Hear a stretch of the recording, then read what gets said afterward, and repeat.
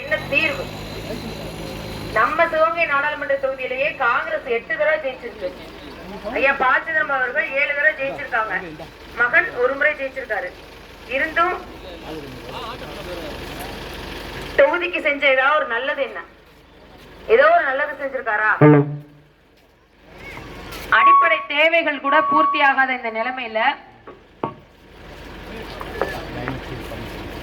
அவர் என்ன நலத்திட்டம் கொண்டு வந்தார் இந்த மக்களுக்கு? தொழில்துறை வளர்ச்சி எதுவும் கொண்டு வந்தாரா? இளைஞர்களுக்கு வேலை வாய்ப்பு இல்ல விவசாயம் சார்ந்த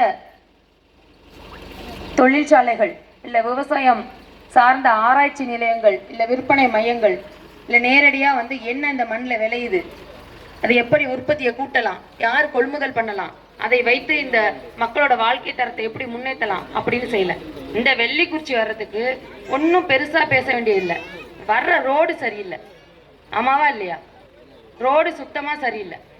இத்தனை வருஷத்துல போட்டாங்களா? ஐயாலாம் ஆமாங்கிறிய. சரி, இப்போ 40 வருஷமா நான் என்ன தேர்தலில் நிற்கிறேன்? எம்பி தேர்தல் நிற்கிறேன். இப்போ 40 வருஷமா யாரு நிற்கிறா? சிவகங்கை நாடாளுமன்றத்தில் ஜெயிச்சு உள்ள யார் இருக்கா? சிதம்பரம் ஐயா தான் இருக்காரு. ஒரு துரும்ப கிள்ளி போட்டிருக்காரா? ஒரு துரும்ப கிள்ளி போட்டிருக்காரா? நீங்களே சொல்லுங்க. ஒரு வருஷம் 2 வருஷம் இல்ல, 40 வருஷம். இத்தனைக்கும் நிதியமைச்சரா இருந்திருக்காரு. நிதியமைச்சர் நம்ம போட்டு பீரோ சாவி நம்ம பூட்டி இடுப்புல சொறி வச்சிருப்போம்ல, அந்த மாதிரி இந்தியாவோட பணம் வைக்கிற பொட்டியோட சாவி ஐயா சிதம்பரம் கையில தான் இருந்திருக்கு. அப்ப இந்தியாவுக்கே பொருளாதாரத்தை நிதியை எப்படி பிரிச்சு பட்டுவாடா செய்யலாம்னு அந்த வேலையில நிதியமைச்சரா இருந்த ப. சிதம்பரம் ஐயா நம்ம தொகுதிக்கு ஒதுக்கி இருக்கலாமே. நம்ம தொகுதிக்கு பாராபட்சமா ஒதுக்க வேண்டாம். அரசாங்கம் நம்ம தொகுதிக்கு கொடுக்கிற பணத்தை எடுத்து செஞ்சிருந்தா கூட இந்த எல்லா தேவையும் முடிச்சிருக்கலாம். ஒரு தடவை நம்ம ஜெயிச்சு ஆட்சி உள்ள போனோம்னா ஒரு வருஷத்துக்கு 5 கோடி ரூபாய் கொடுக்குறாங்க. 5 வருஷத்துக்கு 25 கோடி. 25 கோடி ஐயா சிதம்பரம் கையில கொடுக்குறாங்க. ஒரு தடவை ஜெயிச்சு போனா கொடுத்து உன்னை ஓட்டு போட்டு இங்க கொண்டு டெல்லி வரையும் அனுப்புனாங்களே, அந்த மக்களுக்கு போய் ஏதாச்சும் நல்லது செய்யுங்க அப்படின்னு கொடுக்குறாங்க. அந்த 25 கோடி நம்ம ஊருக்கு சேர்ந்திருக்கா? ஏதாச்சும் ஒரு நல்லது நடந்திருக்கா? இல்ல. குடித்தண்ணி வசதி முதல்ல உங்களுக்கு இருக்கா? சொல்லுங்க பாப்போம். இந்த 75 வருஷம் சுதந்திரம் குடித்தண்ணி வசதி இருக்கா? மின்சாரம் தடை இல்லாம வருதா அந்த பகுதிக்கு? பஞ்சு உற்பத்தி பண்றீங்க. இன்னைக்கு நேத்தா பண்றோம் நம்ம பஞ்சு உற்பத்தி. எத்தனை வருஷமா பண்றோம்?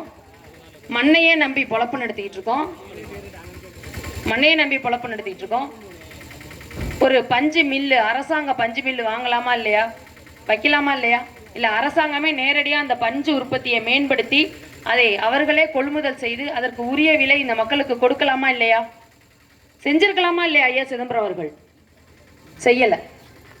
40 வருஷம் செய்யல. ஒரு தடவை 5 வருஷத்துக்கு தான் 25 கோடி. 8 தடவை ஜெயிச்சிருக்காரு. 200 கோடி ரூபாய் எங்க போனுச்சு? இது இங்க கேட்கணும். காங்கிரஸ்காரன் கேட்க கூடாது. ஏன்னா காங்கிரஸ் கட்சியில யாரும் இல்ல, யாரும் வரமாட்டாங்க. ஓட்டு கேட்டு வர்றது யாருன்னு பார்த்தா திமுக காரங்க வருவாங்க. இங்க இருக்கிற யாராரு கரவேட்டி கட்டிட்டு திமுக இருக்காங்களோ அவங்க சட்டையை பிடிச்சி கேளுங்க. நீங்க தானே எங்களை ஓட்டு கேட்டீங்க, உங்க கூட்டணியில தானே காங்கிரஸ் இருக்கு, நீங்க தானே அவர்களுக்காக எங்கள்கிட்ட வாக்கு செலுத்துங்கன்னு சொன்னீங்க. நாங்க செஞ்சோமே, எங்களுக்கு எந்த அடிப்படை வசதி நீங்க செய்து தரலன்னு சொல்லி கேளுங்க. ஆமா, தமிழரசி மானாமதுரை எம்எல்ஏ வந்தாங்கன்னா கேளுங்க. அவர்கள் தான் பணப்பட்டுவாடா செய்வாங்க. கேட்டு உங்க உரிமையை பெடுங்க. சரி, காங்கிரஸ்காரங்க தான் தப்பு பண்றாங்க, சரி நம்ம ரெட்டலைக்கு வாக்கு செலுத்தலாமா இல்ல பிஜேபிக்கு வாக்கு செலுத்தலாமான்னு போனீங்கன்னா அதுக்கு ஒண்ணு வித்தியாசம் இல்ல. இது விஷத்தை குடிச்சிட்டு சாவறதுன்னா இது கிணத்துல விழுந்து சாவறது, இது தூக்கு பண்ணிட்டு சாவறது. அதுதான். ஆக மொத்தத்துல 3 பேருக்கு வாக்கு செலுத்தினாலும் சாவதான் போறோம். கொஞ்சம் சிந்திச்சு பாருங்க. அவங்க நிறுத்துற வேட்பாளர்கள்லாம் என்ன பின்னணி கொண்டவங்கன்னு யோசிங்க. ஐயா கார்த்திக் சிதம்பரமும் ஐயா சிதம்பரம் அவர்களும் குற்ற பின்னணி உள்ளவர்கள்.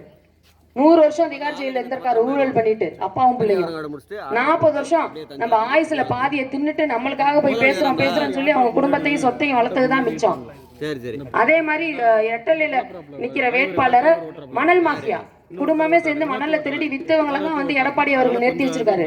நாளைக்கு நான் பரம்பரையா ரெட்டலை அப்படின்னுட்டு ரெட்டலைக்கு கையை கொண்டுட்டு போனீங்கன்னு வச்சுக்கோங்க, நல்லா ஒரே 2 விஷயத்த சிந்திச்சு பாருங்க. ஒண்ணு, ஸ்டெர்லைட் ஆலையில போராடின மக்களை காக்கா குருவி சுடுறது போல சுட்டது இந்த எடப்பாடியார் தான், இவர் தான். அதே மாதிரி பெண்களுக்கு பாலியல் தொல்லை ஆரம்பிச்சது அப்படின்னா குற்றச்சாட்டு நிறைய இருக்கிறது அந்த 10 வருஷத்துல தான். இந்த டாஸ்மாக் இருக்க பிரச்சனை கொஞ்சம் நஞ்சம் இல்ல. இதெல்லாம் தயவு செஞ்சு புரிஞ்சுக்கங்க, சிந்திச்சு வாக்களிங்க.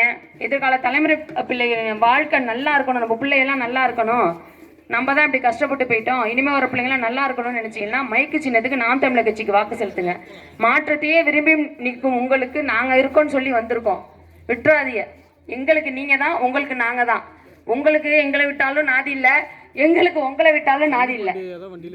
அதனால மாற்றம் வரணும், உறுதியா மாற்றம் வரும்.